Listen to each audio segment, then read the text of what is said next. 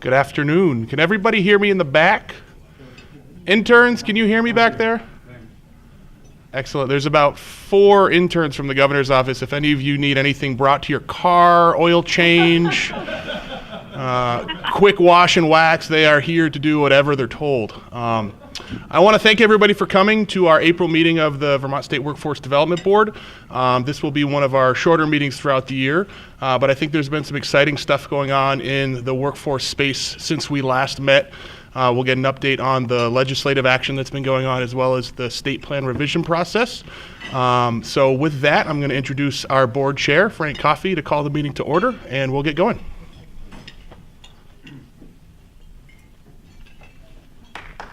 Great. Thanks, everybody. Can you hear me okay? I cannot see you. But hold on. I need binoculars at this stage in life. Yeah. Okay, thank you. Sorry, people on the conference call. First of all, thanks so much for making the time to be here. Let us know after how you like the setup of this room. It kind of looks like the UN, but there are just a few of us on this board. The team has been working really hard on WIOA implementation and absolutely you name it, and working with our folks in the legislature on H919 and the other priorities of the S135 work group. So there's been a ton of work going on, and we really appreciate it. I wanted to thank Senator Clarkson and Representative Tolino for their work on H919 and S135 and you name it, and also the governor's team here, Commissioner Curley. I don't want to leave anybody out. Jess, Dustin, Sarah Buxton, Secretary Sherling, Secretary Gobey and his team, Commissioner Goldstein. It's been Secretary Boucher. Also, a thank you to Rebecca Holcomb, former Secretary Holcomb. She was absolutely a great partner to work with, and we'll really miss her. She made a great impact on advancing education here in Vermont, and her good work continues. So we wish her the very best. We have one business item, and the governor, just so you know, he has been personally engaged in the S135 follow-up and all these different priorities that we're working on. I had the opportunity to meet with him a couple times last week, and he is going out, meeting with employers around the state and engaging with them, and running ideas off them and getting feedback from them. So I had the opportunity to be with him on a couple visits last week in Chittenden County, and as you might be well aware, workforce is one of the top issues that people talk with him about. And thank all of you folks in higher education and K through 12, pre-K through 12 in Vermont, and career and technical education for doing the really tough work that we need to do as a state, and everybody in training, voc rehab folks, and all the other partners. I think the thing that we learned in this process of trying to understand WIOA and then understand all the programs and providers, that we have so many great entities and organizations providing workforce education, development, and training. And WIOA gives us the opportunity to find better linkages and more alignment so that we can accomplish the goal together and get there together. Special thanks to Jen Kimmick, our vice chair of the SWDB, for all her work, and Ellen Kaler has done an incredible amount of work as well. The one business item right now is to entertain a motion to accept the minutes from our last SWD board meeting, I think was in February. And I would entertain a motion to accept those minutes. They were circulated in your packet. Moved by Representative Keenan. Is there a second? Second by Jerry Ghazi. I better put my glasses back on. Is there any discussion? Okay, if not, all those in favor, please say aye. Aye. Any opposed or abstain? Okay, great. So now it's my privilege to introduce Commissioner Curley. And Lindsay, thank you. There we go. Sorry, folks on the phone, for shuffling papers. Thank you, Frank. I'm so glad to see you all here. And as Frank mentioned, there's a lot of great momentum, a lot of things happening on the ground. And when you talk about raising a family, they refer to it takes a village. Honestly, there's a lot of great things that we have in store for workforce development, and it's going to take a village. And when I think of that village, this is our village. So I'm excited that you're all here and ready to help us with the lift. I know we can do it, but at any rate, you'll hear a lot of what's been going on, and the crew will give you. I know we're going to have a little bit about the social network map project, a little bit about H919, and Dustin's going to share about a training opportunity we have. So at any rate, I will have to leave early, and I apologize, but thank you again for being here, and I look forward to working with you all. Who's next? It's back to Frank. Great.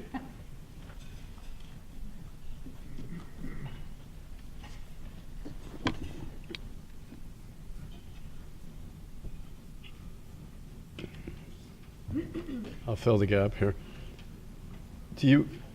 Mike, do you have time constraints? Secretary, do you have time constraints on when you do your? Yeah. Would you prefer to do it now? Sure. Is that all right? Sorry. All right. Yeah. Perfect. Okay. Secretary Mike Sherling is going to give us an overview about Think Vermont Move. Welcome. Thank you. Okay. Yeah. I'm not Joan Goldstein, but she's right there, so you can talk to her about this as well. It's great to see everybody. MOVE is an acronym that stands for Motivate Out-of-State Vermonters and Entrepreneurs. And the goal, as framed by the governor and all of the administration, really has two main areas of focus. One, to identify and target folks that have some thread of Vermont in them, to make them new Vermonters, a new part of the workforce. And the second, to provide some kind of incentives for them to break the surface tension to get them to move. As I've described it, it's a little bit different than marketing a product and asking them to buy a box of Cheerios. We want to break that surface tension and get them to come to Vermont. It is one piece of an interagency workforce development plan that has a dozen or more lanes of travel. This is just the one that relates to identifying and recruiting out-of-state workforce. So what was put forth initially was an idea to spend just over $3 million in budget adjustment money.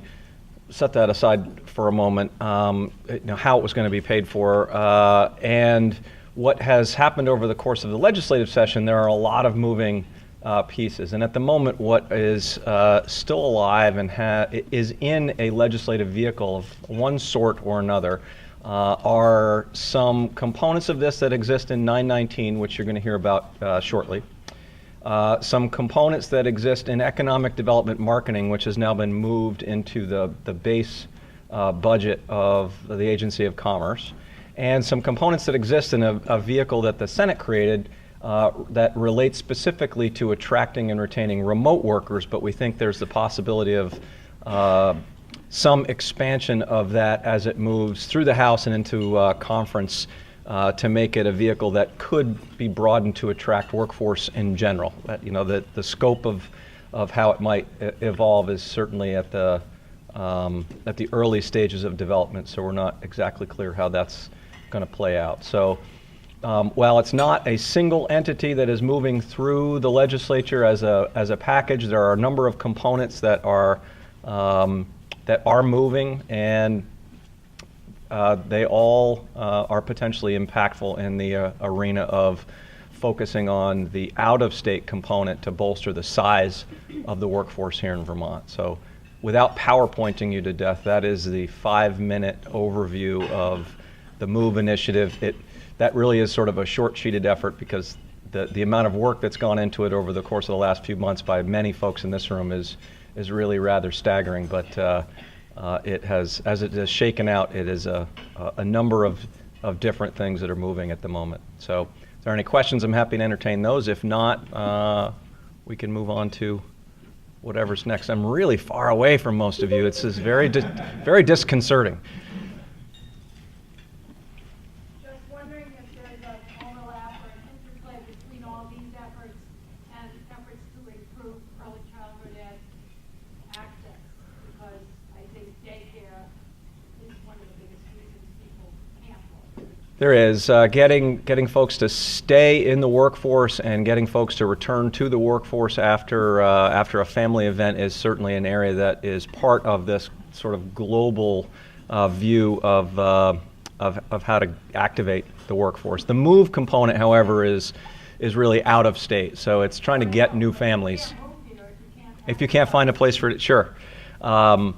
There isn't a direct component in the MOVE initiative that relates to that, but that's part of the larger interagency workforce plan. So it relates, as I mentioned, it's a superhighway of sorts with lots of different lanes, and while each lane doesn't have that embedded in it, that's one of the pieces to that entire highway. I'll be speaking a little bit later to the general kind of workforce initiative, but I will say that the governor has prioritized early care and learning professional development, and so there will be a pot of money that is directed in that area, so that, again, we understand that there's tons of moving components, but sorry, a little short, but investing in early care and learning workforce is a priority. So there will be a pot of money that is diverted into that so that we have more early care and learning professionals just across the state. So, any other questions? All right, we'll get out of your way and move on to the next item. Thank you.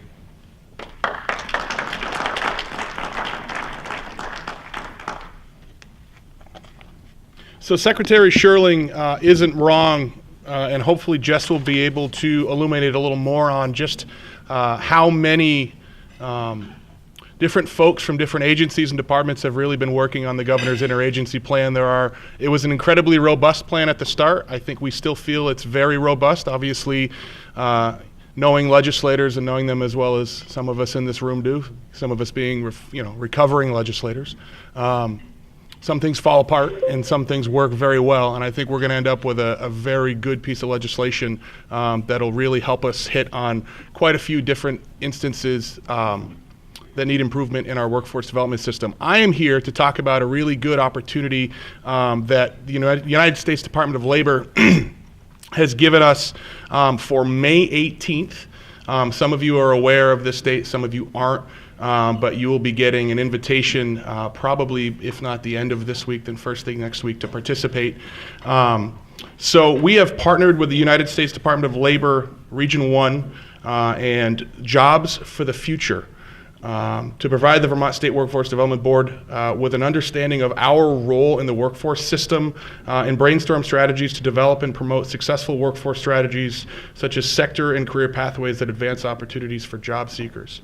Part of our role as a board comes with actual federal strings, and we'll go over those when we talk about the state plan, as well as our oversight for career pathways and other things boxes we have to check through WIOA and for the feds. And part of what Sarah and I kind of decided towards the end of last year was that we wanted to give the board and its members and its leadership a really good understanding of what those requirements are. We've got a new administration, so a lot of the new administration folks are new to the board. So we wanted to make sure that everybody understood where we go from here and how we can use those requirements to really make us a high-functioning board. Jobs for the Future is a national nonprofit that builds educational and economic opportunity for underserved populations in the United States. It develops innovative programs and public policies that increase college readiness and career success and build a more highly skilled, competitive workforce. With over 30 years of experience, JFF is recognized as a national leader in bridging education and work to increase economic mobility and strengthen our economy. So our goal for the training on May 18th is to better understand Vermont's workforce needs and priorities, to learn about the roles that the board members play to further those state goals, to develop strategies for the workforce board that will heighten our collective impact on the strength of Vermont's economy and its residents and businesses. And some of the things we're hoping to cover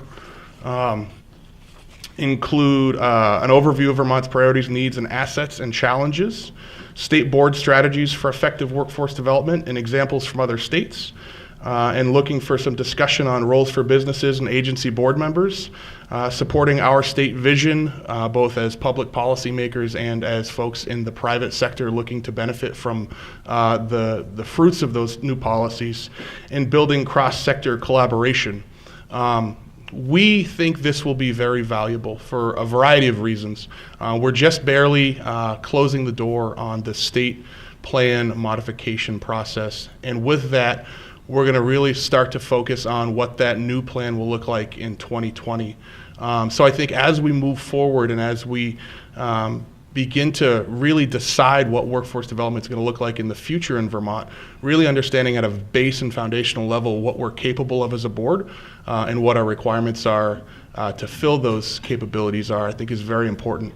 One other thing that I want to touch on that's outside of that, are there any questions on what this training might look like, ways that we might be able to strengthen it or make it better? No? Excellent. Good. Another initiative that I wanted to bring up in February, Governor Scott signed on to something called the Skillful State Network. The Skillful State Network is a collaboration of 20 different states that's hosted by the Merkel Foundation in collaboration with Microsoft and LinkedIn, and it was an initiative that was started in Colorado by Governor Hickenlooper and local partners, and starting in Colorado to integrate businesses, state government, nonprofits, and educators to forge a new way of creating and accessing opportunity. Using technology and data, Skillful is providing transparency around the value of educational and training programs, giving educators a clear picture of which skills are in demand in the area and giving businesses a better sense of which skills are available in their applicant pool. The goal is to help job seekers access a variety of choices to achieve a lasting career success for employers and to find the skilled talent they need to grow, and for educators to train people with the skills required to compete today. So we had our first webinar for Skillful last week, and I must say that it's really incredible to have 20 different governors who have made workforce development their foundation of their economic policy, sharing ideas about the different ways in which that we can use WIOA, that we can build developmental systems that are helping in workforce development. And I think it's going to be very beneficial as we move forward. So in those 20 states, there are 106 million people. There are $6 trillion represented in GDP. There's 53.6 million workers, and there are 2 million employers. And there's a variety of different views. Massachusetts has signed on as well as Rhode Island, and we're already talking about how we can get our 3 governors together to talk about the workforce opportunities there. So if there are any questions on Skillful, we'll send you some more information about that, but I just wanted to highlight that that's one of the other things that Governor Scott is really looking at as we move towards building a new system out. Any other questions? Perfect. With that, Tristan? Frank, you want to come up? Thanks. Thanks. So in the S-135 process, Tristan Tolino and Ellen Kaler came up with the idea of creating a social network map to look at where the programs and providers are, seeing where there's connectivity right now or where there isn't. And I didn't really understand it until I saw the demonstration of it, and then it started to click. So hopefully Tristan will help you the way he helped me understand it. Tristan, thank you so much for all your work, and I really appreciate it. Thanks. Hi, everyone. So we're working, we got a little slide show here, and we'll see if it comes up, and then I'll be able to verify that I've got my helper to push me through. Oh, that's okay. It's technology. It always is going to have a little bit of a gap.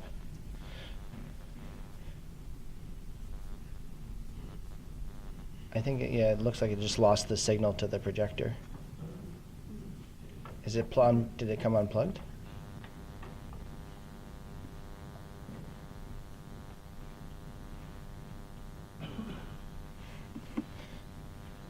So I'm willing to start really quickly just before the slides come up and put a little box around my time, which I'm going to try to be brief.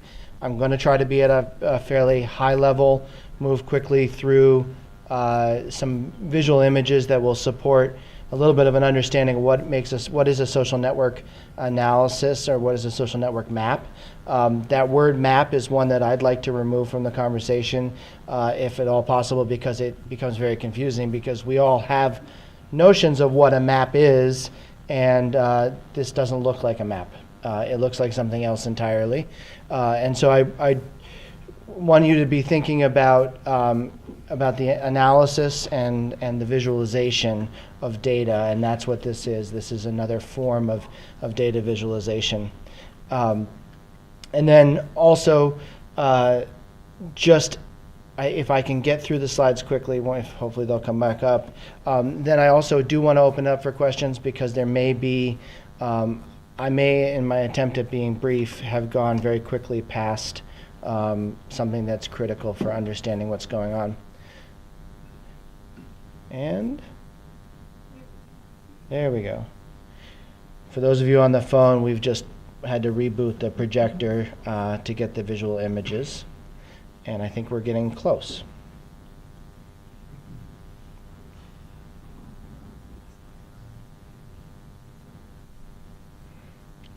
And if we can go back to the top of that doc.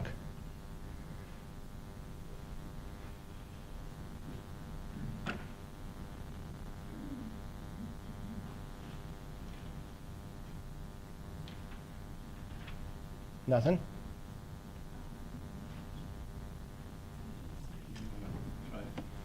Hold on one second. So a little technology story here. It's back in the Middle Ages, the late 90s. I had just left the Dean administration, and and I took the job at GBIC, and Governor Dean was our first guest of our first legislative breakfast, my boss, former boss, coming in.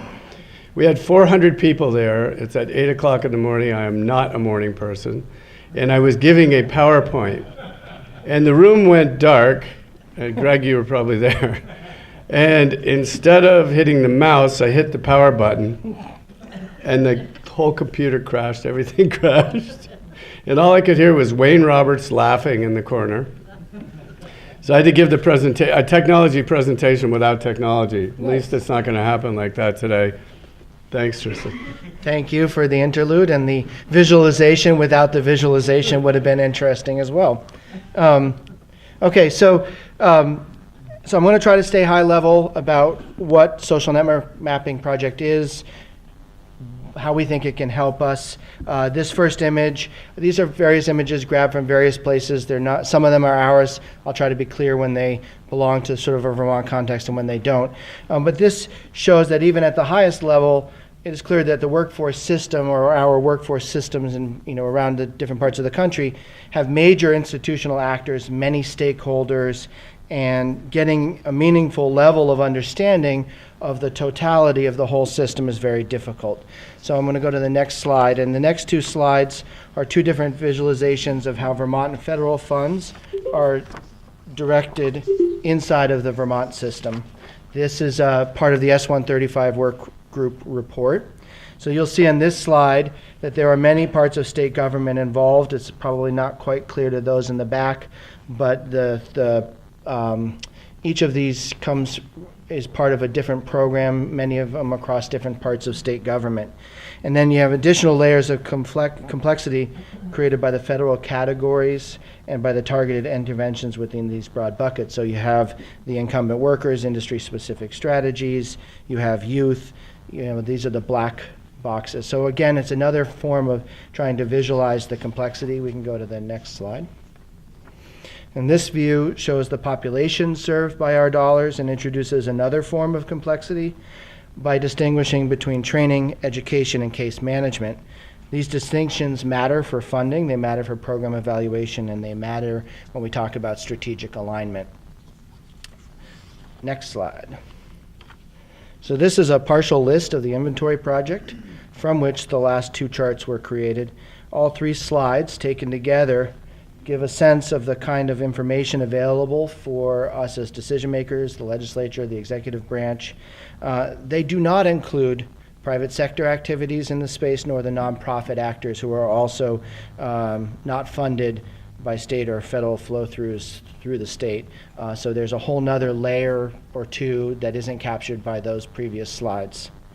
And you can see the point of this is just to see that it's hard to hold the full view or the totality of what is happening in the workforce space. And it's also hard to even begin to know where to get strategic and aligned activity. And this is no one's fault in the sense that there are a lot of really good people working very hard who are stuck with the limited views that we have of the whole system. Next slide. So as we worked last year on the S135 workgroup process, it became clear that the State Workforce Board could help us all get a clearer view of the system. And so two complementary frameworks have helped to guide our thinking, and I have aspects of both of them on this slide. The first one I'll highlight is this colorful pyramid on the right side of the slide, which makes explicit how we think we can begin to shift the workforce system towards strategic action. The process is rooted in collaborative network theory and research. The basic concept is that bringing the stakeholders together, building connection between those stakeholders in a structured, and this is critical, structured and intentional way, is how we can start to get alignment on shared commitments, which will lead to strategic action. Not in the pyramid visualized is the key role of the convener. That's how you get that intentional and structured way, and the support for making the process work. It turns out that that is really the role potentially in this system of the State Workforce Board, of all of you.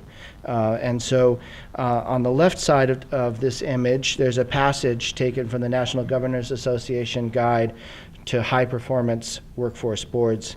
And it says that effective state workforce boards manage partnerships and alignment among state agencies, as well as the partnerships between state agencies and the private sector. Given the historic and renewed focus on building sector-based partnerships between education, workforce systems, and industry, high-performing boards essentially model such partnerships, creating environments conducive to forming new partnerships and supporting existing partnerships. So now we have the sense that the board should help build the connectivity between the stakeholders and support a move towards strategic action. We also just saw that the state-funded parts of the system themselves are hard to get a sense of. So how are we to get a fuller sense of the system as a whole in order to know how to act? And this is the domain of social network theory. And I'm going to show you some images of social network maps and talk briefly about the survey that we are preparing to launch hopefully next week, maybe the week after.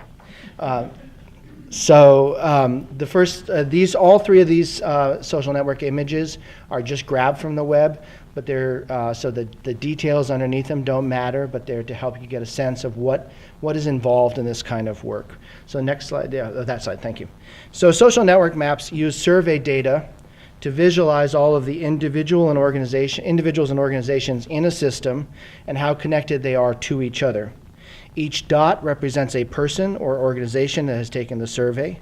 Lines represent connections to others within the system. Bolder lines are weighted to reflect deeper collaboration. Larger circles show who the most connected actors are. This image is pulled from the web, but it also shows how color coding can help visualize how connected the system is. Imagine, for instance, that the blue dots, or the blue, represented state programs, red, the education community, and pink, the nonprofit sector.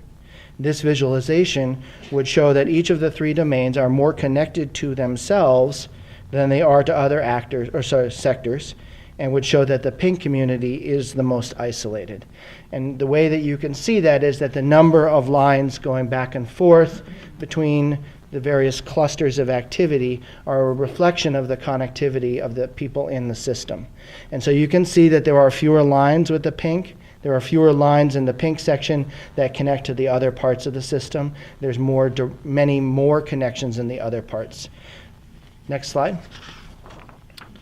This map shows another system also with siloing. The two large blue dots on the right are highly connected individuals or organizations. You can see that there are many people, many lines connecting them, and they're very large dots. But the people they are connected to are not themselves very connected to the rest of the system. And so we talk a lot in public policy work about siloing. We have a sort of a notion, I think, of what we mean by that. This is a way of actually visualizing what siloing looks like in the real world. And it is not uncommon, and I think will be typical of our first version of the map, to have several hundred individual dots. So I suspect that we'll see some of this. And part of what we'll be able to look at is we'll be able to look at within our system, just in terms of who's working with each other across that system, where are the silos? And then there's I'll get to another couple of layers of detail about what is possible with the data after the last slide. But you can see siloing in action. You can visualize what siloing means. And then the last slide. This is a much more integrated network than the other two, and could be what the other systems might look like after interventions in time. Imagine that if the board wanted to evaluate our efforts for at-risk youth, for example. Oh no, sorry. Let me pause there for a second. So one of the things that the system network mapping or social network mapping can do is, over time, we resurvey and we continue to update the data set. We will see the shifting relationships over time. And so if what we see in a month or so when we get the first version of this is pockets of siloed activity, we can come together as a board, review that, and start to figure out, well, what strategies would we like as a board to try to support in terms of intervening to bridge those gaps between siloed actors. And then over time, we'll see if those strategies are effective, in part by being able to observe the effect of the networked relationships over time. And so I said I would talk briefly about sort of the other data pieces. Beneath this survey, and I have no idea which one it is, whose it is, but beneath this survey, there's a visualization. There's a variety of different data points. And the survey that we've designed that will go out will collect a variety of different data points for us as well. And you can then filter the visualization based on different keywords, different aspects of what we are surveying. So for instance, imagine that we wanted to understand the at-risk youth program activities across the network of actors. We could filter the survey that we have to show all the individuals and organizations who work with at-risk youth. And if that subset visually shows that it's not very connected, we could host an interdisciplinary meeting of the stakeholders to build connection and alignment, to talk about shared strategies, just to figure out how much they know about each other, how much they know about what's working and not working, where there are opportunities for collaboration. Over time, that will show up in future surveys as a more interconnected subset of the system, and will help us as a board evaluate whether the 2 or 3 strategic priorities that we are working on as a board for the whole workforce system are aligned around the actual need in the system itself. So thank you for my helper there with the page turning. You're all set. You can be released. And so what we've done with the survey design, we've done a couple of things. We've got the ability to look at it by county. We've got the ability to look at it by the kinds of activities that you're involved in. So there's going to be many different ways for us to use this combination of the actual raw data and the visualization to try to figure out where and how to be strategic. That's the first phase of this project, and I think when we get done with it, we'll have to evaluate it. It's a pilot. We don't know how this is going to work for us. It's the first time that we'll have done this particular kind of analysis in our work. I will speak as a legislator. I've been doing work with the board, been on the board for 4 years now, I think, and been in the legislature for 6. I think it's probably a gross understatement to say that very few, if any, people in the legislature have a full view of the workforce training and development system. It is extremely difficult to have a handle on who all of the actors are, what all is happening, and how to get any sense of what is strategic. And several of us were in committee testifying on 919 in the Senate recently. I know Jess is going to give you an update on that process. And it was very clear from just our early conversations that committee doesn't have much depth in a lot of the areas of the workforce training system. And I'm not saying that to pick on them, but just the reality of our ability to have that level of oversight and the sheer number of programs and activities.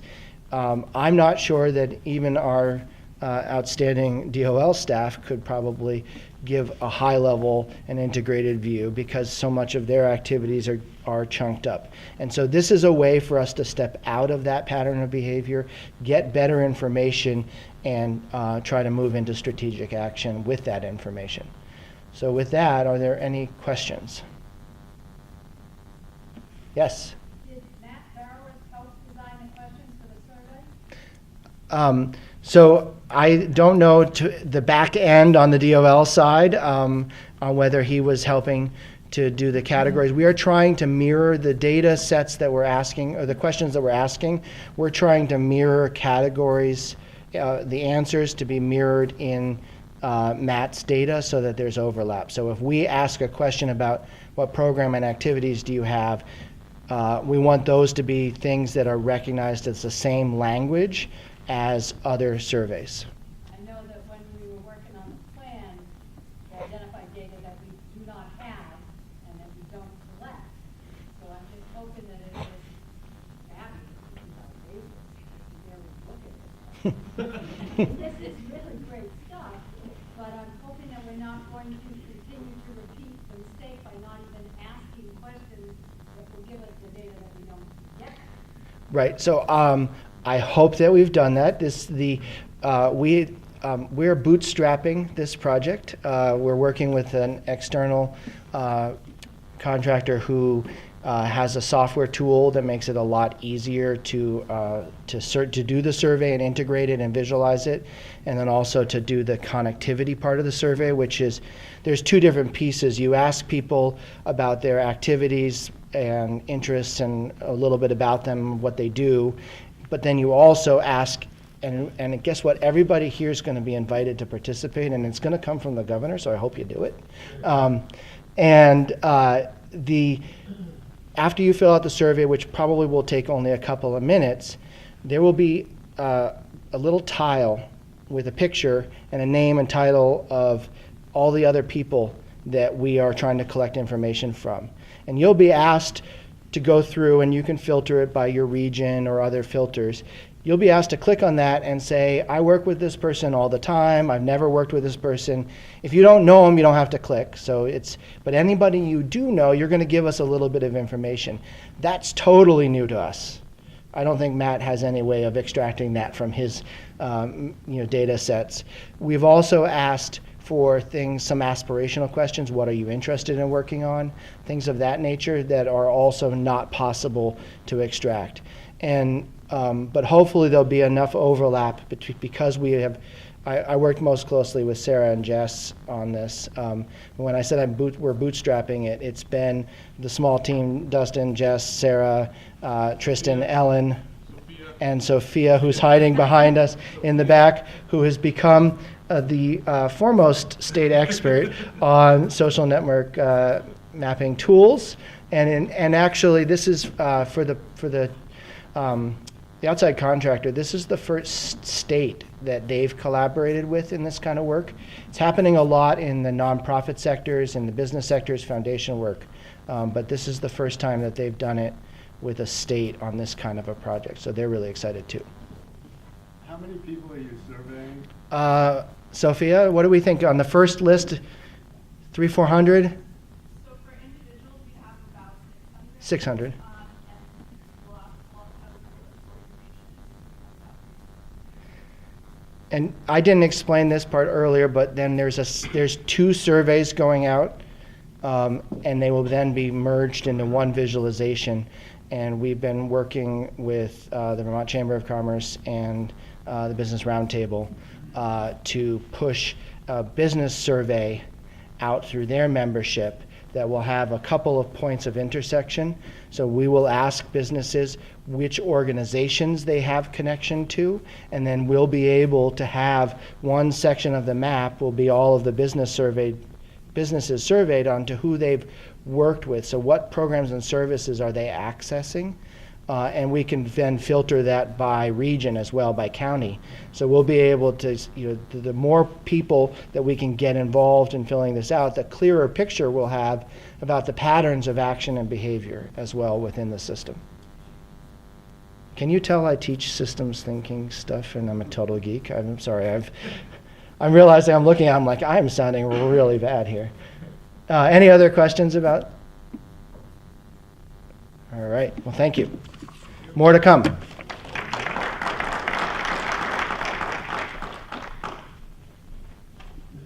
Tristan, thanks a lot. A lot of work is going into this. In the end, I try to make it simple so that I can understand all this. We have pots of money that come into the state. The majority of the money is federal money, like 98% is federal money. State money is minimal. And all of you know that are running programs that there's fairly prescriptive to serve the needs of the population base that you need to serve. So connectivity and communication between the providers across the different entities is going to be really important moving forward. I can tell you that Senator Leahy's staff and Senator Sanders' staff are watching what we're doing here very closely. And there aren't earmarks, but there is certainly influence. And Senator Leahy is number 2 on the Appropriations Committee in the Senate. He's vice chair of the Appropriations Committee, and Senator Sanders is vice chair of the Budget Committee in the Senate. And Congressman Welch is also very active and influential in the House. So I've met with their staffs. I know Commissioner Curley has, and other agency secretaries, that they're very much watching the work that we've done and that everyone is doing. And they're looking forward to what comes out of the legislature and how they might develop some possible pilot programs here in Vermont. We're a small state. It's easier to analyze and measure in small areas, so we could be a experiment lab for new programs moving forward. And as our legislature adjourns, whatever happens there, from a budget standpoint and seeing how far we are with this, that's around the same time that they start marking up the federal budget for the next federal year. So timing-wise, it's pretty good timing as well. Like to ask Dustin to come back up to go through the WIOA state plan goals and strategies. So I'm pinch hitting for Sarah. which is really difficult to do, especially when we're talking about WIOA. It's almost impossible to do in the state of Vermont to out-talk Sarah when it comes to WIOA. She's really, really knowledgeable of it, and right now she's trying to get the state some more workforce money, working on a federal grant. So we're glad she's not here. That's not true. We're happy she's doing what she's doing, helping the state, but it puts me in the situation of trying to explain where we're at with the process. So I'm going to give a little bit of an overview of what the board's function was in this process, and that was to review and revise and make any additions to the goals and vision of our state plan. So Frank appointed an ad hoc committee that met for about 8 weeks every Monday to go over the language in the 5 strategic goals, which are now 6 strategic goals. I would like to recognize who those people are who did a little extra homework and did some really less than interesting reading over the course of 8 weeks, but really some critical thinking onto how a small shift in a word or taking a word out could really change the way that we're trying to tackle workforce development in Vermont. So very quickly, Frank was obviously a member. Seth Bowden. Seth, you want to raise your hand real quick? Everybody knows who Seth is. Frank's right hand. Jen Kimmick was a member of the committee. Lynn Vera was a very active and very helpful member of the committee. Chris Lozo was a member of the committee. Zach Hatch, Adam Grinald, Dave Lair, Diane Dalmas, Heather Boucher, Jessica Carolus, Trish Coach from Vermont State College, and Robin Castle. If we could just clap for them, that would be great. It was at times a very difficult process. The goals that were set forward were set forward by a former board. Some people were there when we instituted those goals 2 years ago. Others were not. You have a new governor and a new direction in workforce development, and you have uncertainty at the federal level, I think, to say the least. So it was really kind of an interesting process, and at times it was even fun just because the group was very good to work with. We're going to go over those goals shortly. I just want to update everybody on where we are with the plan. The plan itself is the link was sent to you in the warning for the public comment process. We're currently in the public comment process that will close on April 27th when we will submit to the feds. Sarah is the lone submitter. Every state is allowed one person to actually hit the send button, but the plan consists of pieces that were put together by AHS and Voc Rehab, Agency of Education, certainly a large part at Labor, and then our part with the board. So it's a bear of a document. Sophia's going to send you the most updated document that is up for public comment this afternoon, so you can take a look at it. We just didn't want it included as pre-reading because it's not necessarily pre-reading, but it is an interesting document if you want to get to it. The 5 goals I will go over quickly, and I'll pause in between them in case anybody has any questions. But very briefly, any questions on the process before I get into the goals? Excellent. So goal number 1 is to maximize equitable access to workforce development services through a seamless, coordinated delivery system that provides a quality, consistent experience for any job seeker or any Vermont employer. No questions. We're happy to take questions. I'm not sure I'd be able to answer them perfectly, but I know there are a lot of really smart people in the room who might be able to help as well. So no questions with number 1. Perfect. Number 2, connect individuals to the training and supports they need to enter an occupation and progress on career pathways resulting in a livable wage. Excellent. Number 3, strengthen Vermont's economy by working with state and private partners to make data-driven changes that increase the number of workers employed in the skilled trades, STEM fields, advanced manufacturing, and other Vermont priority sectors, including non-traditional or underrepresented populations such as women. Goal number 4 is to ensure all students who graduate from high school are able to pursue and complete post-secondary education, training, apprenticeships, or career opportunities with the education and skills necessary to keep Vermonters competitive in the economic sectors critical to the Vermont economy. Number 5, align the workforce development system to the needs of employers as well as job seekers through systematic and ongoing engagement and partnership. And I think the social media or social networking map is a good example of one of the ways that we're going to try to get to some success with goal number 5. In goal number 6, this is a new goal that we included this year, and it really stems directly from the governor's interagency workforce and labor force expansion initiative, is to expand Vermont's labor force by helping more Vermonters enter the labor market and relocating out-of-state workers to meet employers' needs. Any questions there? All right. Just a quick aside why goal number 6 is important. This is a stat that didn't come from Matt Barowitz, but did come from the Vermont Department of Health. Only 3 states had more deaths than births last year: West Virginia, Maine, and Vermont. So we're not even getting the $200 when we pass go anymore. So it is really critical that we know we need to strengthen our workforce development system to make sure that the folks that are here have the skills that they need to get into that workforce. But we also need to do some of the things that Secretary Sherling was talking about as far as making Vermont a more attractive place for people to come and quite honestly, people who are born here to stay. So those are the goals. That's what some of us spent 8 weeks working on.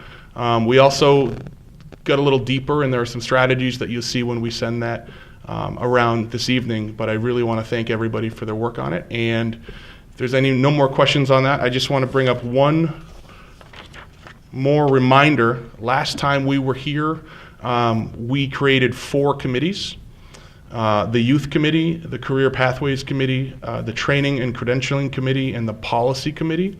We're in the process of populating those panels with folks that are on the board as well as folks who are not officially on the board but are part of the workforce development system. So we have some folks in mind who we've asked. We're going to be doing some more outreach over the next couple weeks.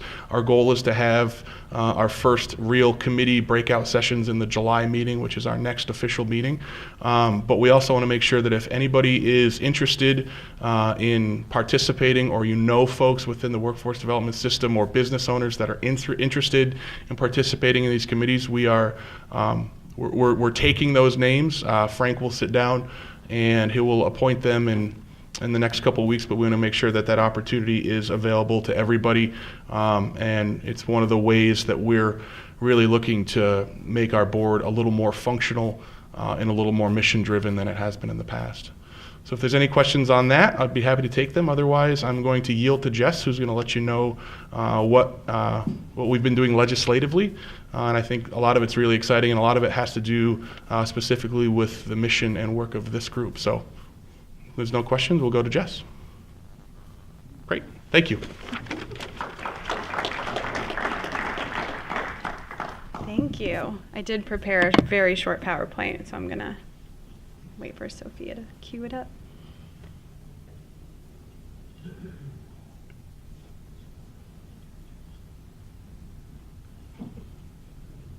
Great. Yeah. So for those of you who don't know me, my name is Jessica Gingras. I'm the Legislative Director for the Vermont Department of Labor. I'm also part of Governor Scott's workforce expansion team. I do want to open by just saying that normally my expertise is not in public speaking. It is generally helping prepare others to public speak. So bear with me. We'll probably get through this together here.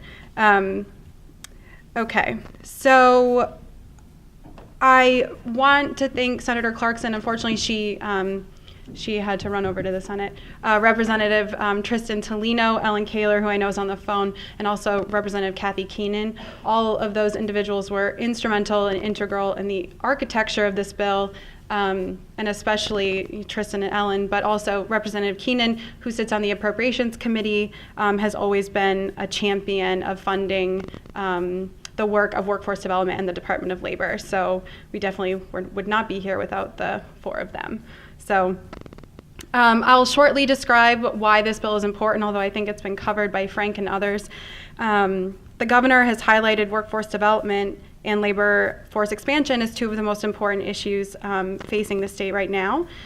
Previous even to his State of the State speech where he highlighted this, the department was working with all related agencies through the fall to make sure that going into this legislative session, we had a succinct and strategic plan for increasing our labor force, both by recruiting and relocating individuals here, which you heard a little bit our Secretary Sherling speak about, but also to engage the populations that exist here in Vermont already who might not be currently employed because of certain barriers, and through the S135 working group.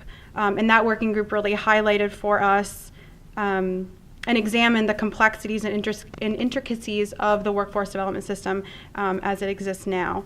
So here we are with H919, and I also want to be clear that this isn't the only piece of the puzzle that is in motion right now. There are other activities and movements and collaborations happening within state government that maybe aren't highlighted in this bill, and you won't hear me talk about the early care and learning piece and focus, for example, some of the great work we're doing with the Department of Corrections and ex-offenders. Again, this isn't the only piece. This is just kind of one of them. So this bill can really be broken down, as you'll see here, into three pieces. So I'll kind of outline where we started, how the bill is designed, I guess, or has been put together, and then where we see the bill ending. So the first piece of the bill is derived from the work of the S135 working group. So Act 69 passed in 2017. Some of you were on that working group. Their mission was to assess Vermont's current workforce development and education training system and then identify efficiencies and delivery models. I think over the summer, after 4 months of meeting, I actually staffed that group. We realized that 4 months was not enough time to address the entire system. We had a really good hold on state and federal programs, but then in examining it, we realized that there are so many programs and individuals and partnerships that exist outside of it, and that's a little bit of what you heard Tristan talk about. So the outcome of that working group and their work was a report that contained 6 high priority recommendations. Those recommendations include 1, 2, and 3-year action items, but the most important and robust of those recommendations was this process for system mapping and stakeholder alignment, which is what we're calling it now, that Tristan spoke about. So you'll see at the beginning and kind of woven through the bill, those recommendations. The other piece of this bill derived from a federal audit that we underwent in the fall. So we are proud that the number of audit findings was lesser than in the past. And I know that Sarah spoke a little bit about that last time. However, the results of that audit really highlighted for the department some areas where we need to prioritize growth and our attention. And so a few pieces that you'll see, again, woven throughout this bill is a greater focus on engaging and elevating those of you in this room right now, in this board, as an institution. We need to have a greater focus on adult learning and industry-led career pathways, and adult technical education. So again, you'll see some references to those pieces in the bill as well. And then there's the administration's proposal. So understanding that workforce and labor force growth are our 2 main priorities. There are 2 programs, I guess I would say new programs and initiatives that are attached to appropriations in the bill that have been prioritized, thankfully, and unanimously passed by the House and by the Appropriations Committee. So I will say, that's probably a good segue, that there's $200,000 in new money, again, prioritized in the House, and H919 is currently in Senate Economic Development and passed unanimously by voice vote, or by roll call, in the House. You good? Go ahead.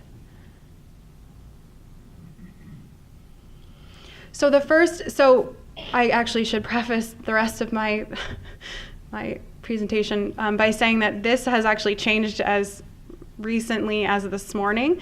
So I'll speak generally to some of the pieces, but they've shifted a little bit not in necessarily narrative, but just in place in their bill. So the bill focuses a lot on CTE and career pathways.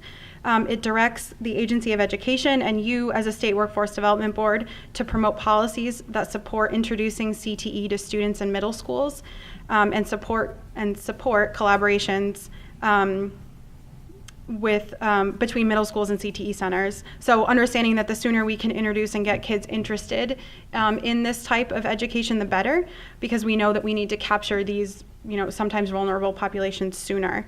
I will say that interject a little myself, I guess, or interrupt my thinking stream here and say that you will see that there are a lot of, I will use the word directive a lot or collaboration a lot, directing this board to do things, directing this board to collaborate with certain people. I think that we plan on helping facilitate those directives as a staff and those collaborations through the committee process. So I don't want anyone to leave here thinking like, wow, this is so much work. How are we going to get all of this done? So with that, this also directs this board and integral agencies to create a process for reviewing career pathways. The intent is to encourage career pathway development and execution in all schools so that students understand the pathway to not only the pathway to employment, but the pathway to a career and their desired career, and have them be nimble enough that if a student wants to start on a pathway and then get off that pathway and maybe go in a different direction, that there's always a way back on. So we see this happening at the committee level, or this work being done at the committee level. One item that the CTE subcommittee, so there were 2 or 3 subcommittees on the S135 working group, so they felt strongly that the funding and governance structures for career and technical education centers needed to be examined and addressed. This is not something that the legislature has tackled previously. So there is a section in the bill that is going to allow the Agency of Education to help direct 4 different pilots in different regions, so that regionally CTEs, sending schools, and school boards can discuss what the best governance structure and what the best funding model works for them. They will report back to the Agency of Education. The Agency of Education will look at that and then make recommendations as to how those structures might change. And then we realized through this whole process and over the last 8 months that no one in state government really has oversight of adult technical education. There's a little bit of funding that comes from the Agency of Education. The majority of the funding comes from the Vermont Department of Labor through federal funds, but there really wasn't, and there's an association of directors, but there's no one really overseeing their work and directing their work. So you'll see in the bill that it kind of puts a little bit of that collaboration and responsibility to the Department of Labor. You can go ahead. And there is a section, and there are, well, I guess not really a section anymore, but there are duties that of this board expressed in the bill. And so they're a little dispersed now, but it was really to help redirect and refocus the goals and duty of all of you and this board as a whole. So again, like as I said, I don't want anyone necessarily to be alarmed and think that this is such a heavy lift. A lot of what you'll see in the bill directs and is points to federal law. So a lot of the tasks and obligations that this board has are already kind of prescribed. This bill, just kind of outlines them a little bit further and puts them into state statute. So there's directive in the bill that this board would be the credentialing agent for the state. Again, we anticipate that work happening at the committee level or at the granular level. I'm just going through here. There's directive for you all to work with the Vermont Department of Labor, that's the results-based monitoring, to develop a framework for an evaluation of our workforce education and training programs. This section was a little bit modified in the House, but we do anticipate this work kind of happening with the Pew and MacArthur Foundation. We were approached in the fall, last fall, about this partnership. And then as soon as we expressed interest, they actually pulled back and asked us to reapproach this fall because of funding. So we hope that to engage again with them. And then there is directive in the bill for this stakeholder alignment process, is I think what we're calling it now. And again, Tristan outlined that. I will say that in state and federal law, this board is directed and required to participate in some type of public engagement or stakeholder engagement process.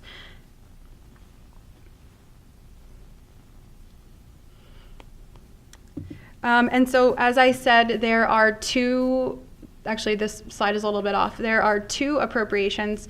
The top one is, you'll see in the bill, is an $80 commitment. So it's not exactly new money, but it is existing money. But this is a commitment explicitly in statute by the Vermont Department of Labor to help to allocate $80,000 of existing funds to this board to help you all accomplish the work. And so we put that in there to, I think, make the legislature more comfortable that we were funding the work of this board. I'm going to skip the second one. There is $100,000 in new money in the bill for a recruitment initiative, which is in two pieces. There is a $60,000 appropriation for a small business recruitment initiatives, and in that, the Vermont Department of Labor hopes to partner with stakeholders in the business community and large and small recruiting firms across the state to help coordinate and offer a full array of workforce recruitment services for small businesses. We understanding that a lot of this money would be spent in kind of building that system, as it doesn't exist yet. We would like to spend some of this money on infrastructure and use it to do some hands-on work with employers to help them recruit workers both inside and outside of the state. So this need was identified in the fall as we were, doing some assessment that businesses that we interact with on a daily basis might not have the HR staff who are capable to do effective recruitment. And so we're hoping to use this money as it's one-time money to help kind of build out that system. The second piece, the $40,000 appropriation, is for a college graduate recruitment initiative. The Department of Labor and agency leaderships held a few listening sessions with some of the under 40 legislators at the beginning stages of the legislative session. And one of the giant takeaways for us was that nearly all of them identified that we need to do a better job at recruiting individuals that are graduating from schools within our state. So we're asking that $40,000 be appropriated to help develop a partnership and system with UVM, the independent colleges, Vermont State Colleges, and others. This could look like a dedicated listserv, a mobile application that connects graduates to Vermont employers, work directly with career service directors and other individuals at those institutions to help communicate what jobs and which employers in the state are looking for or have what jobs open, and job fairs. So I do want to say that the reason why this is new money is because this is really, again, systems building money that we don't have the capacity to do with the federal funding that we have. And we rely so heavily on federal funding that this money will be hopefully allow us to use it in flexible ways to build out these two systems. And in the future, maybe we can find some federal money to support them. I skipped over the returnship program. The returnship program is described in the bill. The money is not attached to this bill. The money is actually in the budget, which I know is a little confusing, but it does. You will not see. So you won't see the appropriation of the budget. You will see the definition of the program and the creation of the program in the bill. So we developed the concept of a returnship to respond to a demand that was identified while we were looking at our labor force data and demographics. We're hoping that this program will be designed like an internship for experienced workers seeking to re-enter the workforce after an extended period of time, particularly seeking to apply skills that they have in a new line of work. So this $100,000 will allow us to partner with existing organizations to provide on-the-job learning experiences and we envision this working for parents returning to work after having kids, retiring military servicemen, mature workers, ex-offenders, individuals in substance abuse recovery, et cetera. We realize that there is a segment of the population that wants to work and has skills, but maybe can't find it. And there's also not a program in the state that's currently helping address the needs of this population, which are actually fairly unique. So those are the new initiatives and the new programs in the bill. And yeah, that concludes the bill. Again, it's evolving as recent as this morning at 7:30 when I was having coffee over at in the State House. But if anyone has any questions, I can certainly try to help answer anything. I appreciate you allowing me to talk for that long and your attention.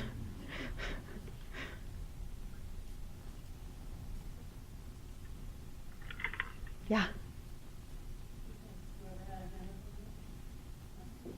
I have a question. Jess, I've been hearing that you are doing great work. I don't know you well. Oh, thank you. I do have a question about the board's responsibility to try to help come up with some measurable and quality evaluation of Yeah. efforts. I'm wondering if the 60,000 and the 40,000 in recruitment, Mm-hmm. if the board will be involved in helping to decide, and I guess the legislature in the room would be interested to see whether this come up, in whether that's just advertising or whether that can be money to fund scary initiatives on the part of business, take some chances to do things that we know are needed Yeah. in order for people to work. Absolutely. So I do have a one-page description of what we hope those programs look like. I think right now we are trying to pitch the need and then using those state dollars in a flexible way. I think throughout the bill you will see that I think even in those sections it directs the Vermont Department of Labor and all agencies to work with you all and to gather all of your input. So none of that will happen in a silo. We envision I would say after this bill passes, but generally just in the next coming years, that this board is integral to all the work that is happening with any appropriation or any program, new program. So. As a long-time board member, I'm pretty excited by all of the structural efforts. Oh, good. I'm glad.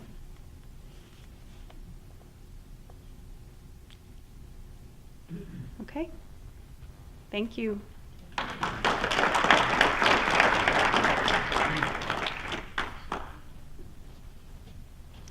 Jess, again, thank you. Nice job. And I also want to thank Representative Keenan, who's always looking out for workforce for us. Thanks, Kathy, for all your work. I appreciate it.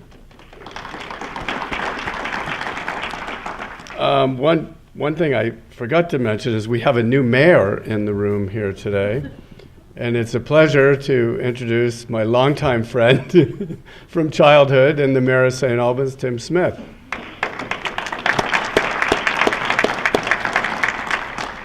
Tim was unopposed until the last week of his election, and he was challenged by his 9-year-old son. I voted for Duffy. I won by 3 votes. Anyway, thank you. Tim runs Franklin County Industrial Development Corp., so he is very knowledgeable about workforce and very active in their WIB in Franklin County. So thank you. I appreciate that. We tried to keep today tight in time frame because of everything going on across the street and in deference to your time. There's, as Dustin said, and Jess and Commissioner Curley, we will be coming out with the membership on the different committees. So our next meeting, we'll start diving into the structure of the committee. We'll get out to you what the draft charges of the committees and the composition, and actually be able to break out and do some work and interact with each other and hopefully we'll have a report as to the progress that we've made across the street legislatively, and also with the social network mapping and all the other work that's going on as well. So does anyone have any questions or comments before we would adjourn? Great. Hearing none, I entertain a motion to adjourn. Moved, seconded. All those in favor, say aye. Thanks. Thank you, everybody on the phone. Thanks so much. Drive safe.